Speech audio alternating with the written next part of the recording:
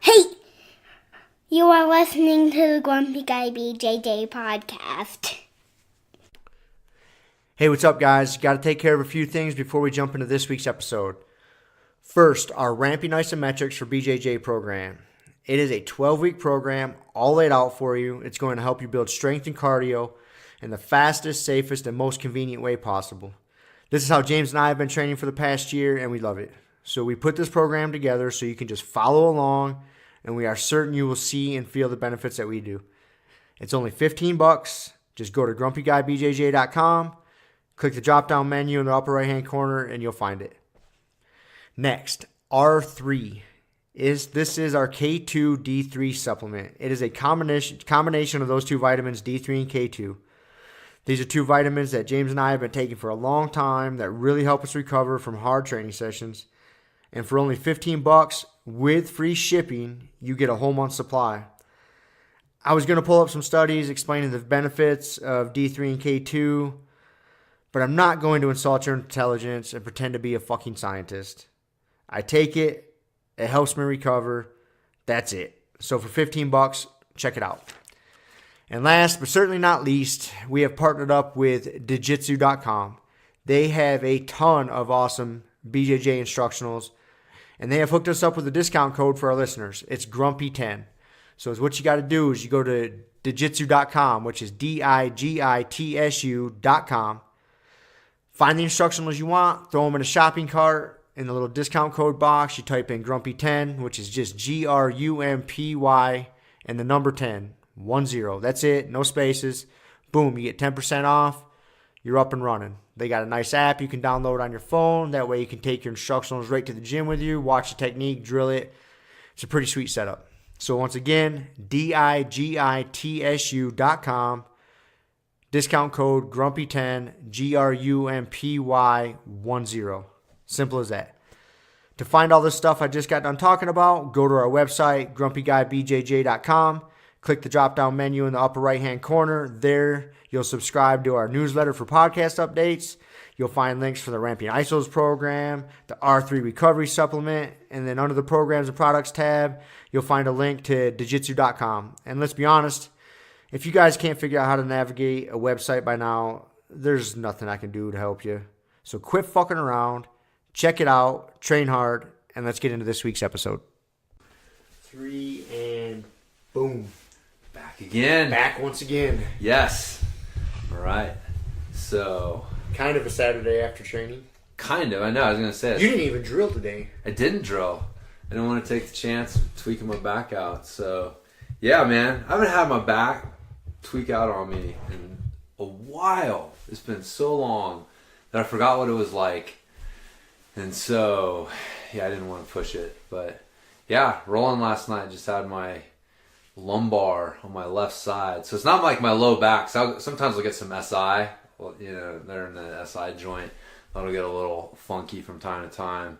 So not really that. It was more the muscle of my lumbar. It's a little angry. A little angry. And yeah, like I was telling you and John, it was trying to get old Amish Trey's leg. It was funny. He's the guy that I told you I ended up in deep half guard on him.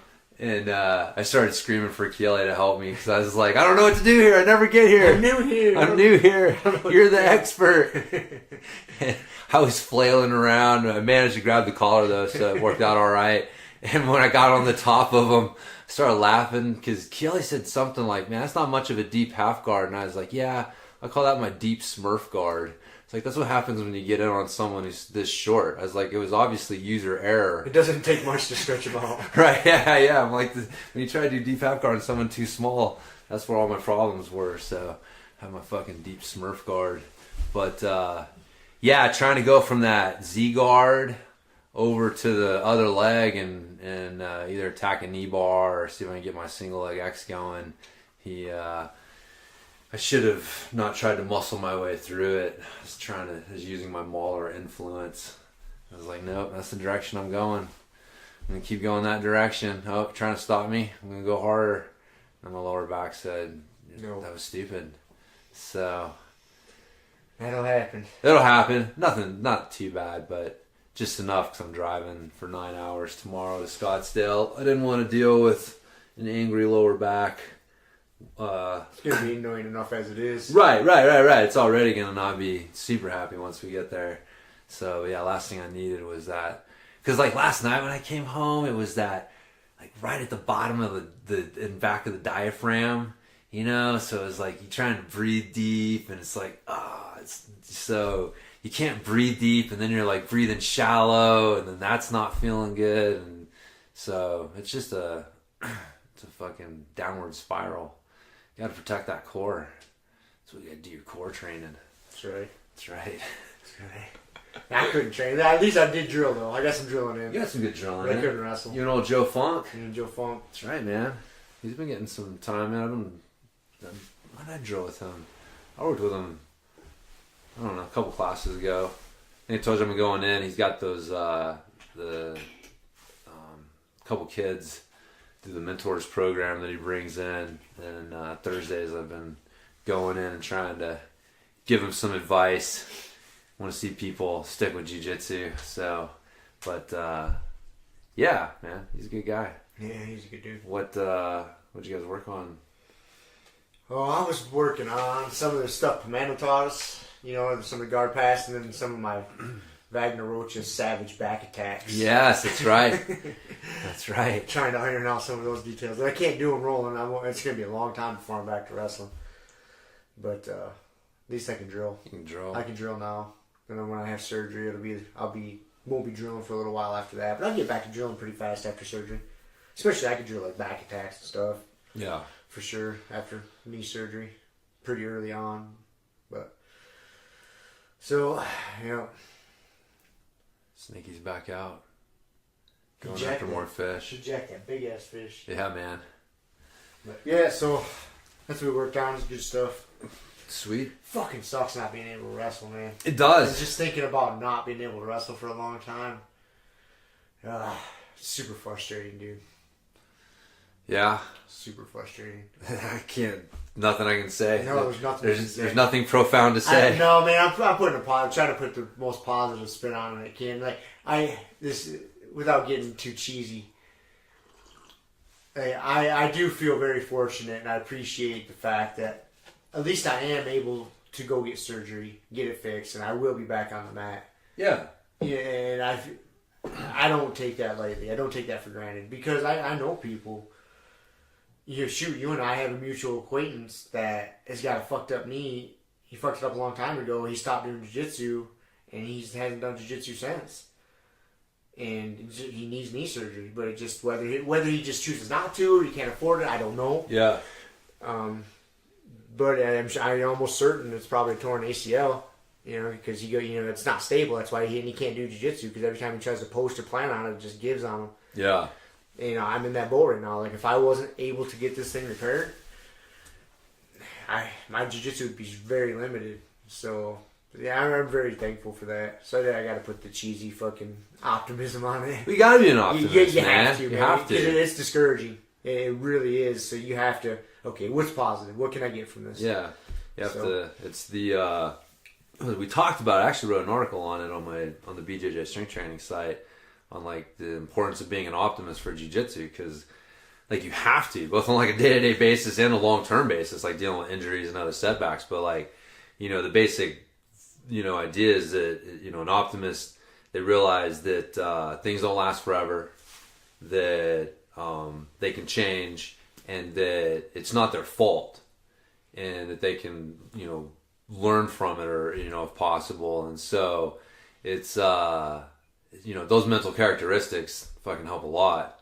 So it's good, man. I'm glad but I knew you would, I didn't really doubt it. It was funny because we had one of our white belts is going through a knee problem, asked you today. And it was I hope, it's funny, I felt bad because I laughed, and when I laughed when he asked it, I didn't mean for it to sound asshole-ish, and I realized it probably did. But he asked, have you ever thought of quitting jiu-jitsu? Because he was asking a bunch of questions about your knee, and you're like, oh man, it's torn again, we have to have the surgery. He's like, man, have you ever thought about not doing jiu-jitsu? Because it's just not good for your body, or something like that. And the reason I laughed is because we've had this conversation, and like I know you know me. I know you. That's why you laugh. That's why I laughed, because I was like, that's not a dumb question. No. And I'm not even going to say for some people it's not a valid question, but I just know you, and like that's just such a fucking like it's so funny. It makes me laugh to even think about like Rob's going to quit jiu-jitsu over a broken knee. No, like not even close. Not even close. Yeah. And I won't lie. I understand why he's asking that question, and it is and from his standpoint, it is a valid question. I get that, but for me, it's not even a question. And there's been a couple people now in my life that have asked me that question, like, "Are you going to have to give up jiu-jitsu?" And yeah. Like, I get annoyed. Like, I didn't get annoyed at all at our training partner asking us. No. Yeah. But it's a different thing. It's a different thing. Like, because he was coming from an honest place. He really was. But, and he doesn't know, we're more of an acquaintance and training partner. He doesn't really know me. And anybody who really knows me wouldn't even bother asking that question. But right. Still.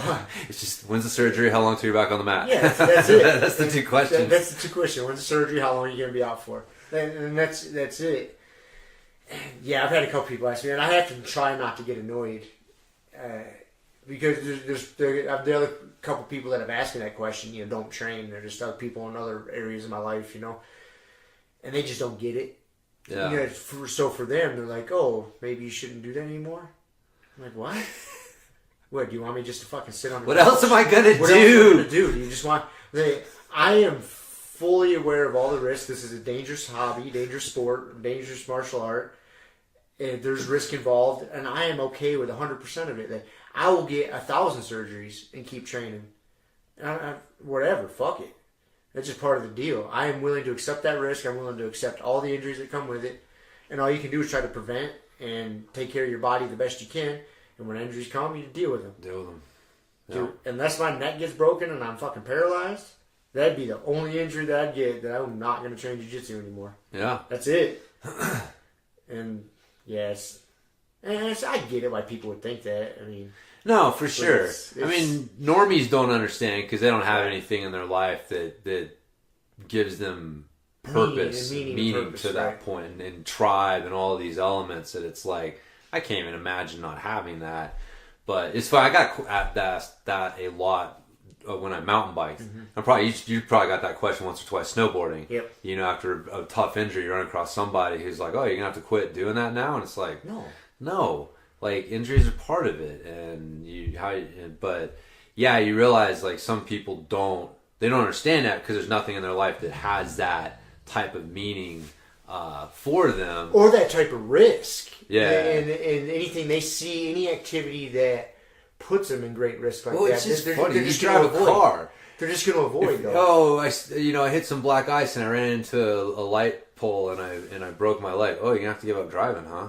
It is kind of you know what I mean though? Like, right. You can't tell me driving's not less risky than jiu-jitsu. Right. But you get hurt driving and dude, you could be in a fucking accident where you barely survived. Like, everyone else died in a fiery inferno and you barely got out of it alive, and a year later, and they're just like, people would understand if you didn't drive, but most people would expect you to eventually drive again. Yeah, and almost nobody's going to ask you the question, so you got to give up driving. Yeah, you're going to give up driving? Right. You would be pressured. If you didn't want to, it'd be like your choice. It wouldn't be like, oh, you got to give up driving, huh? Yeah. It's like, fuck, no, man.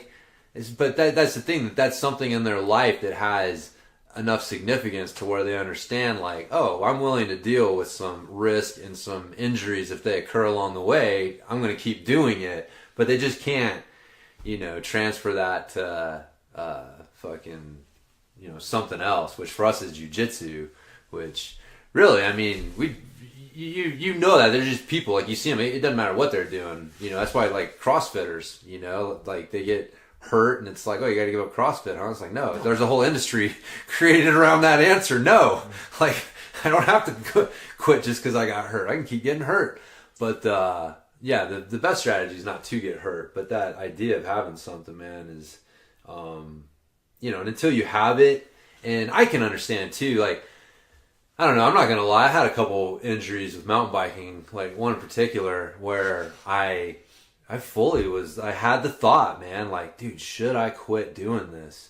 And it didn't really stick. You know what I mean? It was almost kind of like I gotta throw this question out there just to kind of try it on, and nah, it didn't fit. But like, I've had those moments where you ask yourself, where you're like, fuck, man, like I'm in the hospital.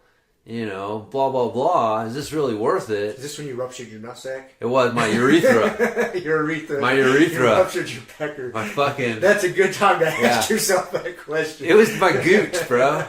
I fucking destroyed my gooch on my bike. Yeah, that was a rough one, man. I can fully understand that if you ruptured that area of your body. For you to be questioning that hobby. Dude, yeah, when you totally when you got blood fucking pouring out your dick on the way to the hospital, you're just like, what the fuck? Yeah, and it was just a complete what the fuck accident. It was just like, yeah, that's a decent question to ask yourself. But you know, so I'm just saying, like, I understand that there is a point where you're looking at like, dude, I'm getting physically broke off here. Like, is this worth it? And so asking the question, you know, to try it on isn't necessarily bad either, but you'll know. I don't know. I think you'll know. It's like, oh, no, that's not really an option. And, you know, if it is an option in your mind, like, I'm not going to fault you. You know, you need to find something else to replace jiu-jitsu. Like, that's the thing, is there has to be something that you have in your life. We've talked about this before. Like, you know, quitting jiu-jitsu is one thing. Quitting jiu-jitsu because you've decided that you want to go a rock climber, or you've really gotten into mountain biking or something, and that's just taking more of your time, and so you want to go do that. It's like, yeah, I still hate to lose good training partners, but, you know, I understand, man. Some people, seasons change, and they decide to try something else. But, yeah, there's a difference between that and just quitting. And quitting to sit on your couch. Yeah, it's like, just because you got hurt, quitting to sit on your couch is not a good trade-off, and I think that most people, I don't know, I think old Sheo I think he figured that out. He's a good dude. He's a good dude. I like Shea, man. Yeah, he's a good dude. You can tell he's a thinker. You know, he's a thinker. He thinks about stuff, and because he was asking me a lot of questions, and he kind of knew the answer, but he wanted, you know, when he was asking me that question, you could tell. Yeah. And he was even hesitant to ask it. Yeah. But he still asked it, which is cool, which is really cool. And he's like, yeah, I kind of figured that was the answer, but sometimes you just want to see how someone answers a question, even if you think even you if know the the answer. Like, what's their demeanor? I just kind of want to see how you answer it. How you answer it. How do you answer it? Like, what words do you use to explain it? How do you look at it? So, yeah, no. You know, it's funny. My dad asked me that question, but it was funny. He self-corrected really fast, like, because he asked me that question, and before I could even give him a full response, you could see him come back around, and like he had the conversation in his head already. He's like, I knew better than that. Like his dad protecting his kid came out. You know right. Totally understandable. It's a knee-jerk reaction. Knee-jerk reaction, man. He loves me. He wants the best for me. And so he asked me that question, but I could see it because we were actually talking on like FaceTime, like, and so I could see him when he asked that question. And then I could see his kind of expression, like the thought going in his head. And before he even had a full answer, like I don't know, I can't remember how he did it, but he had like reworded it. And like he knew, he's like, oh yeah, I knew better than that. Yeah. He's like, this sounds like a question Mom would ask, not Dad.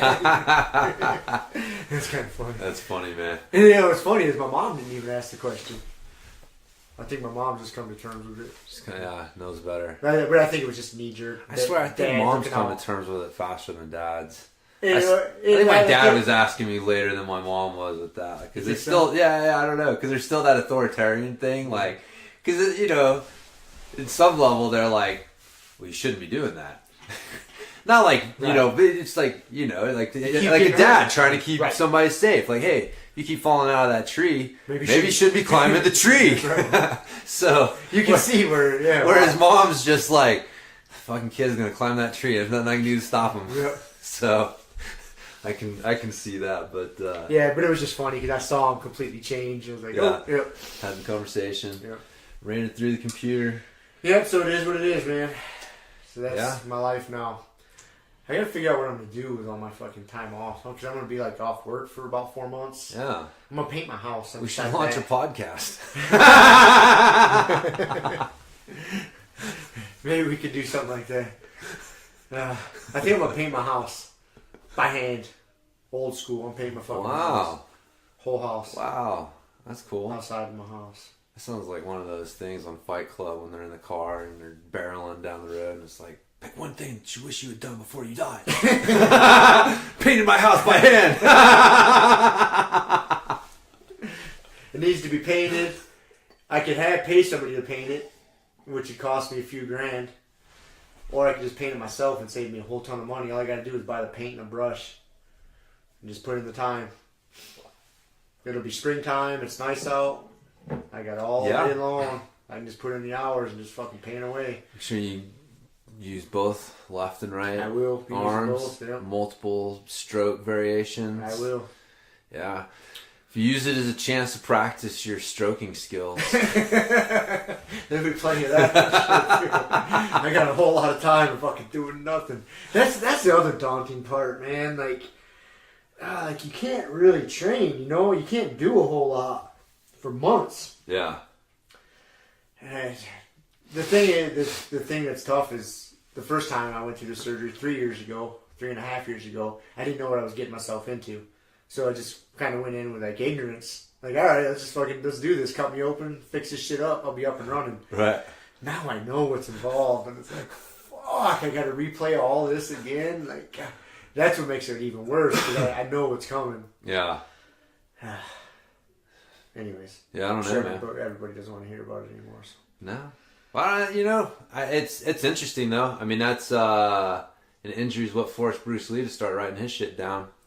I mean, I know what you're saying, which is interesting though, because from hearing you say that, it's something I'm like, well, yeah, but like from my perspective, is interesting because, like, I don't know how to put this. Like, I look at myself as a creator, like I create things, right? So whether I'm creating, an article, writing something, I'm creating a training program, I'm creating a video, like I'm creating a website, whatever it is, right? Like I create shit, and so. Like, you can do that, like, regardless of being injured, or it's not really like it's not necessarily job related or whatever. So, like, when I hear you say, I've got all this time, like, I'm hearing, like, man, that'd be fucking great. He could start, like, starting the Rob Jitsu book. And the Rob system. Or documenting some shit, or I don't know, like, creating something. Yep.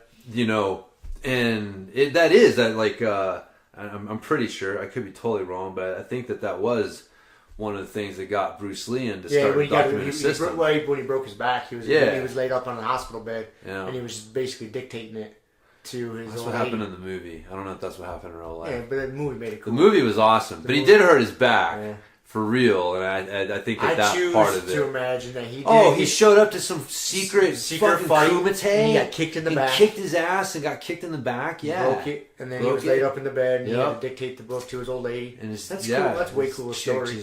I like that. That's good. I just go with that. Yeah, me too. Fits my narrative. But anyway, you know what I mean. I do know what you mean. So there you go. Maybe I'll write the Tao of Rob Jiu-Jitsu. The Tao of Rob Jiu-Jitsu. When and how to apply the Teddy Roosevelt. It's an underutilized, like, there's little, aspects, subtle things of jiu-jitsu that you highlight that aren't necessarily highlighted by everyone. That is true. So, which is one of the things that I appreciate about having you around. So I'll be sitting on the mat yelling shit at you guys, derogatory shit at you guys for months. Yeah, starting to know patterns. Yep. How do we fix these patterns? How do I fix these patterns? Why do you always do this? Oh. Yeah. Why do I see everybody doing this? Yep. I don't know. That's shit. I love that shit, man. That's the part of coaching I like. Yeah. Another learning thing from this. So check this out. This is fucking bananas. I haven't wrapped my mind all the way around this yet. Oh man. Okay. I've talked to you about a little bit already. So I went and got the MRI last week, and it came back. There was a ton of fucking medical jargon in there, so I couldn't really decipher it. So I gave it to my PT. She breaks it all down for me, puts it into retard language so I can understand it.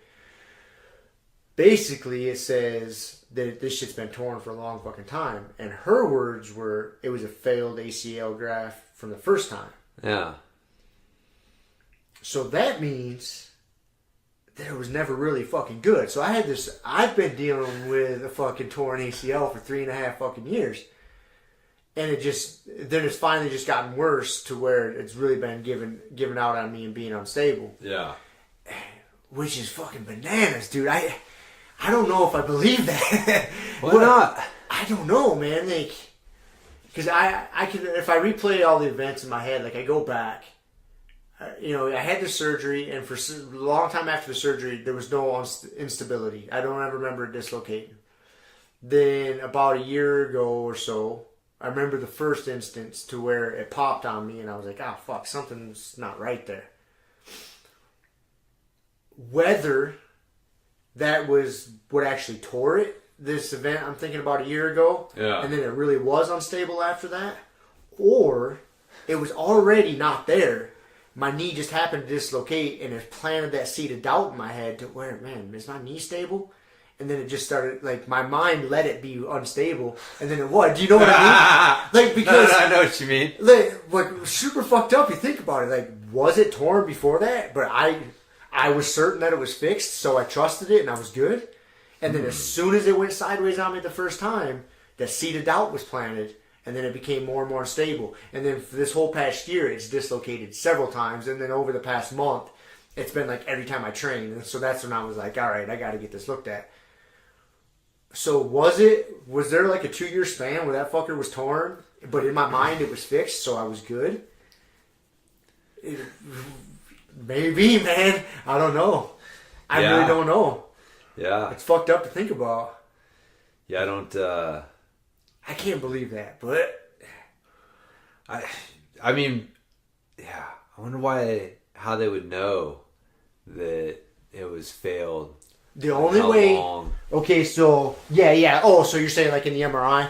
Yeah. Because... So they see it's torn, so how do they know? I wonder if it's like... Yeah, like if it was a long fresh time tear ago. I would speculate like scar tissue Yeah. build up around the area or something. I don't know that. Let's just continue speculating. I'm not smart enough. I'm not. Yeah, that's all we do on here anyway. Yeah. But so that would be my guess. Is because the way they worded it. This is why I had to ask her. Is they had worded it. Because I read my MRI report from 4 years ago when I originally tore it, and the lingo in there was like acute tear, like ACUTE was an acute full tear. And then this report came back, and the lingo was it's a chronic ACL complete tear. And so right away, as soon as I read that report, I went to fucking Google, and I was like acute versus chronic tear, and all the information I was getting on there was a bunch of it wasn't just like real clear cut, like, yes, it's torn, this is, I was like, Jesus Christ, I just want a straight answer. Yeah. I don't need all this fucking medical shit. So then I called her up, and that's what a chronic basically means. It's been torn for a long time. For a while, huh? Right. Yeah, I don't know. I mean, I would wait and see what they say. I mean, because, I know your PT's smart and knows her stuff, but may find out that, like, it wasn't quite, maybe it was that year ago, and it's been torn for a year, so that's what makes it a chronic tear. But how would they know? You know what I mean? Like, would they know if it had failed right away or if it tore a year ago? Yeah. So, if I go to the surgeon and tell them there's this incident that I think it might have popped a year ago, they're like, oh yeah, that's probably when it was. They're not going to say their work was shitty and it failed, right? Huh. They're going to go right to that. Yeah, I don't know, man. That's interesting. I would be interested to see how they explain it to you. Yeah. When you go in for your appointment and see what words they use. I can't wait. I'm not going to tell them this incident that I think happened because they're going to go right to that. Right. I'm going to wait until they explain their side. Explain their side. And then I'll be like, it's probably been unstable on me for about a year or so. No, I'm not even going to talk about a certain event because it doesn't matter. Yeah. So, I'll be interested to hear what they have to say. But it's fucked up to think about. The fact that it's been torn for a while and you've still been functioning. I mean, either way, right? I mean, I think that's kind of the takeaway is whether it was, that incident a year ago or it's been longer. Like, you've been banging around on that thing for a while, training, and it's been torn. It's been torn. It's gotten more and more unstable. Huh. And But then I start thinking, is it more unstable? Or because it dislocates, and I know it's going to dislocate, in my head it's more unstable. Is it a psychological thing, or is it functionally more unstable? Yeah. Do you see what I'm asking? God, I don't. Well, how to put this? I think the two things are connected. I think trying to separate them is the tough thing, because you're like, now that you know, you may be more sensitive to it, so it is real. You know, like these signals were there, but you weren't as sensitive to them. Now that you know that they're there, you're more sensitive to them. But the signals were there. The they were there. I just wasn't paying attention to them before. I wasn't receiving them. Yeah, your brain just wasn't picking up the signal. Yeah, it wasn't. And I mean, I've been there. I've had, you know, you think something's torn, or you think something's broken, and then you find out for sure, and it physically feels different. Right. Like, once you know that, like, that thing's torn, or like you see that X-ray and showing it, and it's like, I mean, at least for me, like, it's like it physically feels different, and I think that it's whether it's the chicken or the egg kind of thing. Maybe it is all in your head, but it doesn't matter. Doesn't matter. Doesn't really matter. It's just a fun mental game to play. Yeah. And it's interesting to me because you've heard about that experiment before where they did that placebo surgery on people, and they did it. I forget what knee surgery it was, but they actually took people and like cut their knee, but they didn't do anything. Right. Yeah. I think I remember you talking about this. And I read this article one time, and they actually cut their knee, but they didn't do a fucking thing, and people felt great. Like, oh yeah, my knee's working again. They didn't do a fucking thing to them. And so, I mean, it's strong, man. Your mind's pretty strong. Yeah, it is. I mean, that's the thing. The body can adapt to stuff. I mean, you know, your posterior chain, the old hamstrings, can make up a lot for busted up ACL. Yep. And then, see, that's what the problem is with me a lot. Is that's why almost nobody, like, taking my leg and yanking it around, they can't tell my ACL's torn.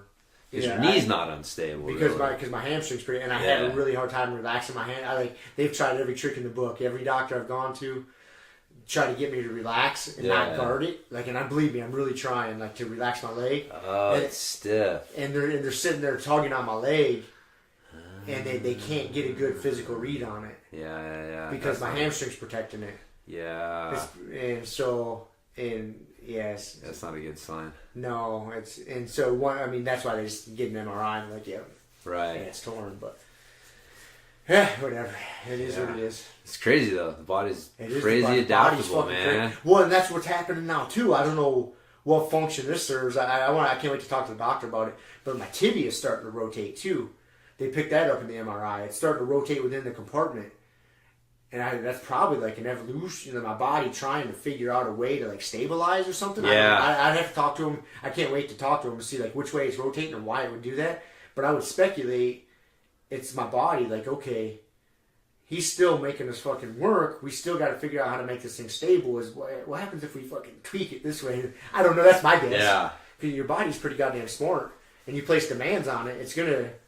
Yeah, well, that's the thing. Like, stiffness is your body's substitute for stability. Mm-hmm. Like, stability is the ability to, create tension and turn it off.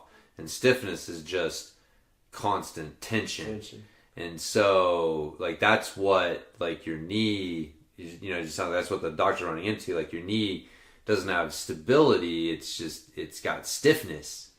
And so, but they feel the same. It's tough to say like, oh well, this thing, because you can probably have. I'm sure there's plenty of people that have stiff knees with good ACLs, and so that's why they gotta like check the MRI.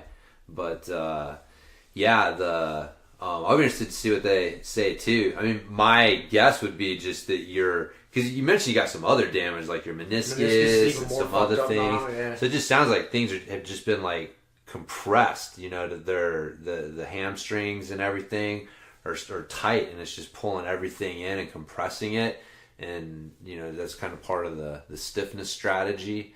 And so that's the the knees and stuff, like your bones can't rotate and move like they're supposed to. There's supposed to be some movement there at the joints, and so it just gets all fucking locked up. There you go. My elbows. Yeah, exactly. I know all about it, man. They don't rotate quite properly. Speaking of that, I gotta show you. You weren't there when I was teaching the short choke. Were you from the Wagner, like the short choke from the body triangle? No, you weren't. What's the short choke? You weren't there. All right. The face smash choke. Yeah. I forgot. When are you showing that? Tuesday? I don't know. One night. Yeah. I can't remember. I think it might have been like a week ago, 2 weeks ago. I was thinking about that. I gotta show. I got all these things now that I gotta just like give to you, and you go hash them out. Jesus Christ! I got so many things, man. Because I can't try them, so I gotta fucking like play my video game with you guys. Right? Like, hey, I think this move is gonna work. Go try it. Work. Go see what happens. Yeah, go see what happens. Yeah. No, I'll check that. I like that.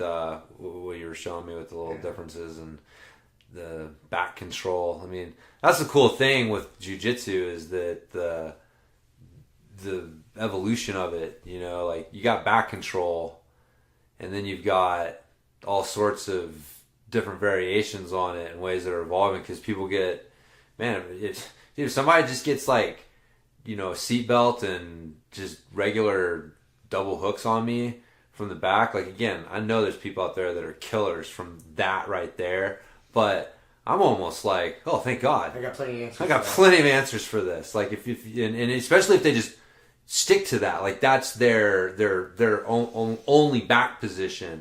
But yeah, you get somebody who's like switching body triangles and crab rides and fucking, doing the cross body ride, and then the stuff you're showing trapping the arm. Like, man, it's just no matter. Then it becomes a real such more dangerous position, because it's just everything they're doing. It's like, oh, well, here's a counter for that. So instead of just stubbornly trying to keep someone in one position and finish them from there, it's like whatever their defense is, you got some little tweak on back control that, okay, well, fine, we'll go to here, we'll go to there, and the next thing you know, they're fucking triangle from the rear, and yeah, it's fucking good stuff.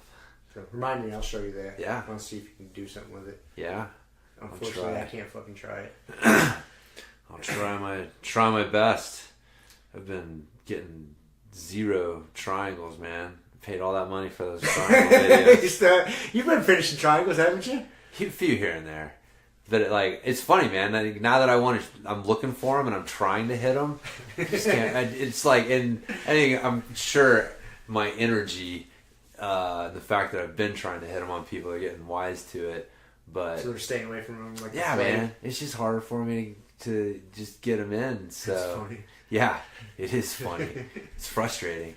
So it's funny, man. Like, you go into a rolling session and you kind of set a little goal for yourself. Like, all right, I'm trying to work on my triangles, and you get out of it and you're like, God damn, I only got like 2 triangles on white belts, man. This is fucking bullshit. That was a bullshit rolling session, James. What was wrong with you? But it's yeah, just gotta keep doing it. But freaking the Darce choke, man.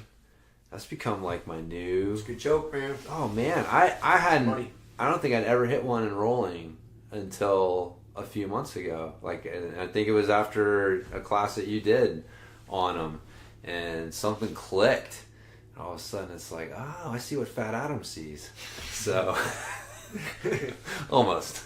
I don't see the deep half guard side of things. It's his whole game. Darce choke and deep half guard. It's a good game, man. It's tough to deal with, dude. I know. That goddamn deep half guard of his pisses me off. Yeah. It pisses me off because it's good. It does, man. And when he gets on top of you, he's coming for trouble. that fucking Darce, man. Like, he's like, shit. He's got so many ways to set it up. Yeah. And it's like, yeah, he's one of the, like, sets it up backwards, so like he'll set the first arm up and then start going with the primary arm, and it's like, you're not used to that. I don't like that. You're supposed to do it in a certain order. Step 1, step 2, step 3. What's this step 3, 1, 2 shit, man? So, that's good, man. That's why he's a good training partner. Mm-hmm. That's why we gotta bowl him when we can. Yeah, cyberbullying him. Yep. It's fun. Yeah. We haven't really been cyberbullying him much lately. Nah, no. We tried the indifference thing, but it's not as much fun. It's more fun just to straight up talk shit about his ugly ass. For sure. For sure. So, yeah, gotta start tucking that, the lapel when him and Kiela get in a deep half guard. They picked up that lapel grab when they reach up and grab that close lapel from Fomenta. So it's like that grip is bullshit. Annoying. It's annoying. Super annoying. So even if you try to defend it, it's like, oh, nope, there you go. You showed him the counter to deep half guard where you shift down to their knees and shove your knee to the ground. So yeah, first Pimenta shows me how to do that, and then he shows Keely, like, here's how you counter that. And that's the end of the private. You guys have fun with that. Yeah. I see who your favorite is, Pimenta. I know how this goes. So, yeah, man. All right. You got any good notes? Anything to talk about? Fuck, man. I don't. I learned something cool this week. Super random. Completely not about jiu-jitsu. I learned... Don't ask me how I came across this. I learned about the most deadly tiger in the written history of the world. This tiger killed more people than any other fucking tiger. It was a female tiger in Nepal back in like 1899, 1900. So it was with the story of, I might be butchering a little bit, but I'm pretty close on it, man, because it really intrigued me. This fucking tiger killed 435 people, recorded, in these villages in Nepal. And is what happened, is what they're speculating happened, is this poacher tried to kill this tiger, like wounded it. Yeah. So it wasn't exactly able to hunt prey out in the jungle like it normally would, different animals, because you had to be fast as fuck. I can't remember how it got injured, but people were easier to hunt, and this tiger figured this out. Was just jacking fucking people, dude. It went on like the 7-year terror before they finally could track it down and kill it, and killed 435 fucking people from the year like 1900 to 1907 or something like that. Dude, that's crazy. Dude, it's insane. That's... 400 plus people, one fucking tiger they attributed to killing all those people. Dude, I can't even imagine living somewhere where a tiger... Like, we got to deal with mountain lions. You know what I mean? Yeah. Like, that's bad enough. Like, I can't even imagine living somewhere where, like, that. Like, you come across a tiger, you're pretty much as good as dead, from what I understand. Like, those things are, like...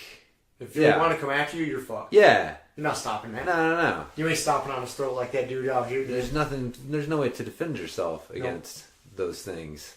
And, you imagine living somewhere where... There's a possibility of running across a tiger every time you go for a walk. You ain't going for walks. Not at night anyway. But you have to.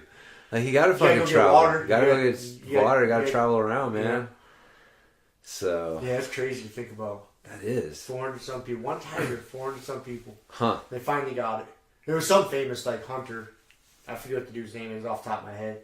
But he ended up. Can you imagine if they did that today and he fucking posted on Instagram? Yeah, you can't, all the hate he would get. You can't post a smiling selfie next to the tiger you just killed. The tiger that jacked 400 people. Not on Instagram. No. Yeah, we have some crazies posting. Poor tiger. So, that's a random. It was random. Honestly, I don't know how I got down that rabbit hole. It was probably because I watched that dude's story of him killing the mountain lion out here. Yeah. Attacked him. I watched his interview and his recount of the situation. And it probably got some sort of suggestion, and just rabbit hole. But next thing you know, I'm reading about a tiger in 1900 killing people.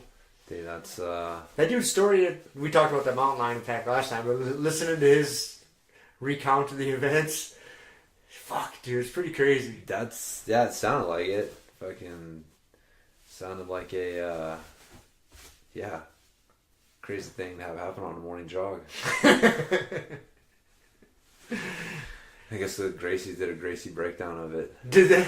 Yes. He wasn't a jiu-jitsu guy. No, I know.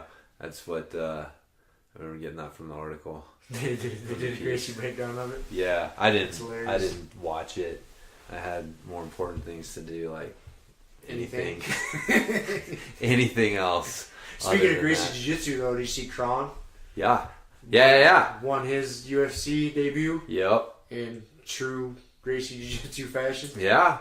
It was pretty impressive. I mean, I know that dude he was going up against wasn't the highest level dude out there. But he's super athletic. Yeah. He's no slouch. No. Still UFC in the UFC, man. Once Kronk got a hold of him. Yeah, that fucking back take was slick. Done deal. Like, yeah, he had some. I was like, that's the thing is like he watching him. You didn't feel like the other guy was overmatched. You felt like Kronk was better. I don't know if that makes sense. You know what I mean? It wasn't like, oh, this guy was just below his level. It was like, whoa. Once Kronk got a hold of him and got in close, it was like, dude, this guy's got like fucking answers for shit that this dude's never fucking seen before. And cause I forget what dude he had. Like, he was on his side and he threaded his leg across to like hook the other hip while they were still against the fence. And I watched it a couple times. I'd have to watch it again. Yeah, man, it was a movie he was doing up against the fence right off the bat where I was like, oh, that's slick. You could see where he was like, you know, as a jiu-jitsu guy, I totally recognized, like, oh, he's locking in his far hip. He's reaching across and kind of using like a standing butterfly hook to lock in that far hip to limit his movement against the fence. And then he like slowly worked in and took him down and got his back and got the choke. But did you see old Ben Askren, though, was talking shit? No. Yeah, he posted something like, you know, wrestlers hold 7 out of 8 UFC titles, and people are like, nah. And one high-level jiu-jitsu guy chokes out a low-level wrestler, and everyone's like, BJJ for life or something like that. I love Ben Askren. I know, man. He's fucking hilarious. He is fucking hilarious. But, yeah, obviously he has a point, but it was just good to see. Like, yeah, Gracie JiuJitsu in action. For sure. I'm still a little concerned about his striking. And, yeah, I don't know how much he's been training his striking. Man, I don't know. Just enough to get inside and get the... But if he goes against somebody... He's like a world-class... Like, world-class really, striker or something, yeah. or a world-class wrestler. Yeah. Like, I'd like to see it. Yeah. Yeah, that's the thing, I'm man. always going to root for him, you know. Fuck yeah. Hickson's son, so... No, I root for him anytime he steps in the cage. I want to see him challenged. Yeah. Let's step up to the level of competition next time. Is what I'm hoping for. Fuck yeah, man. Yeah, that was good. That was a good fight, dude. What else was on that card? Because I watched that last. I went out and bought a TV for it. You talked me into buying a TV on the last podcast. My broken one's sitting next to you now. What do you do with the TV? You gotta take it to the recyclers, electronic recyclers. Where are they? There's one downtown. Is there? I can show you where it's at. Tell you where it's at. Okay. Yeah. Okay. Good. Whew. Thought I was gonna have to fucking bury it or something. Getting ready to dig a hole. Just put a free sign on it and put it out at the road. It'll disappear in a couple of days. Oh my god. Then it'll reappear. They come back when they realize it's broken. they bring it back to the bring it back. Yeah. That'd be awesome. I wouldn't put it past somebody. No. Like, this motherfucker giving away free shit. Oh, it doesn't work? Just Yeah. take it right back to his front yard.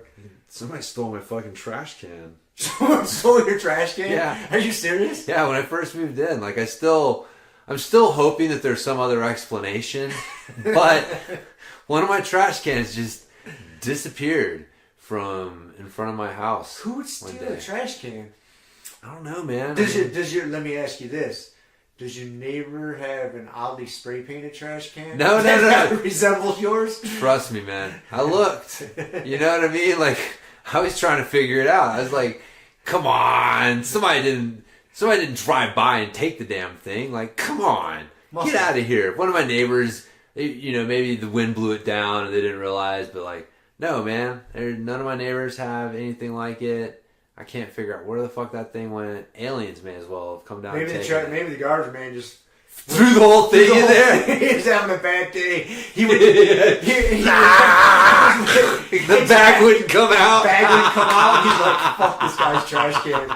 He just threw the whole thing in there. Yeah. I bet you that's what happened, dude. I'll bet it did too. I never even considered Yeah. that. Thanks, man. I like that theory better. Yeah, I bet you that's what happened. He was trying to shake the trash out and he had packed it down in there too tight. He's like, fuck this guy and his trash can. He wants this trash taken out here. His whole can's going in there. His whole can's going in there. Damn it, dude. I bet you that's what happened. Did you ever see that clip of that garbage guy losing his shit? I don't think We'll so. watch it after today's podcast. Okay. There's a guy on YouTube. There's a good clip of this garbage man just fucking. He was at level 10 and he just snapped. That's what I'm picturing happen, dude, to your shit. Oh man, dude. Yeah, we had. Remember the gentleman who came in inquiring about classes Today? today? Yeah. I don't really remember where I know him from, but he knew me. Which welcome to the world of Bike James. It's like. As soon as he said that, I was like, good, I don't have to talk to him anymore. I know, I heard you say, oh, you know old Bike James over there. And I'm like, God damn it. And I just ran away. Fuck. I was like, how does this guy know me, man? Does he know me? Does he know me? Like, how does this fucking work? I don't know who he was. But, yeah, he was funny, though, because he was saying that he needed to find an outlet for his aggression. He needed to work out some of his aggression. This is what he told you? This is what he told me, man. He's like, I've just got a lot of aggression. Which, to paint the picture for everybody, like... He's kind of a burly looking dude. He's a little burly looking. He's not like, the fittest dude in the world. I mean, he's not like... Not obese, but he's not athletic. Yeah, I don't know. I'm just funny. He doesn't look like someone... You wouldn't look at him and go like, yeah, that dude's just fucking seething with rage. Kind of thing. You should have sent him down to the CrossFit gym next door. Well... he said he didn't want to do that because he didn't want to get, he starts flexing. Yes, the old I don't want to get too big, bro. But, so I was, I don't know. He was telling me, he's like, oh yeah, I want to fucking work out some aggression and shit like that. And I was like, well, yeah, it's like, sanctioned roughhousing, jiu-jitsu's, good for working out aggression, I guess. And then he was like, well, I don't know about this wrestling stuff. Maybe I feel like I just need to punch and kick things. I was like, oh, you want kickboxing? Yeah, come here and punch and kick shit. Yeah. Like, there you go. That's a good way to work out aggression. Yeah. I was like, I'm not really sure that jiu-jitsu is the best. Like, if that's your number one goal with what you're doing, I don't know that jiu-jitsu is your best just option. Punching the heavy bag is probably a better option. Yeah, man. Because you're going to get more frustrated. You're going to have more aggression after getting your ass whooped by some 120-pound dude. You're not working aggression out. You're having it squashed out of you. Squashed out of you. Yes. That is a different thing. That is a different thing. Completely different thing. I mean, so did you point him in the direction of kickboxing? I did. Good job. I was like, here's the, kickboxing is probably what you want to check out. It's like, they're both great. We got the 2-week trial as far as I know. So check in next week and see what's going on. And we'll have someone here to help you out. Help you out better than I can. Yeah, exactly. I know. We got Cameron's out of town with Amelia. Yeah, she's probably fighting the bell right now. A little early yet. She's fighting tonight. So. That's right. Doing her second kickboxing match. I think so. Yeah. She knocked some bitch out a couple months ago. Yeah. Right, it was before Christmas. I think so. Yep. She's in there banging again. Good old Amelia. I know. Yeah. She's going to have to come over and work on her jiu-jitsu again at some point. Yep. It's tough to balance it all. You're good at punching and kicking and choking people out. But I like choking people. I concur. Yeah. I can't wait to get back to wrestling. I'm already jonesing. It's only been a couple weeks. Dude, I can feel it. Today was terrible. I was telling you when you came over, I was like, it just feels weird not training. Mm-hmm. I mean, not drilling or rolling. Luckily, it was a small class. I mean, everybody's doing something else. We got the fight to win and some other shit going on, so there wasn't a whole bunch of people. It wasn't like one of those days where match is full and we got some guys from Montrose are here, and it's like shit. I wonder if they went down and competed. Were they going to? Maybe they did. I can't remember. I'm sure Chris told me. I wasn't paying attention to him. I don't ever pay attention to that guy. No, I'm kidding. Yes, we got cyberbullying. That's right. Because he whoops our ass in the mat, so we got a cyberbullying. I know, man. That's how this goes. That's right. That's how this goes. So, yeah. So I got my driving to Scottsdale tomorrow. Got snowed out on my trip this week. That's a good choice. Yeah. You guys didn't try to drive. Yeah. This week was a weird week, man. Because I was totally in vacation mode.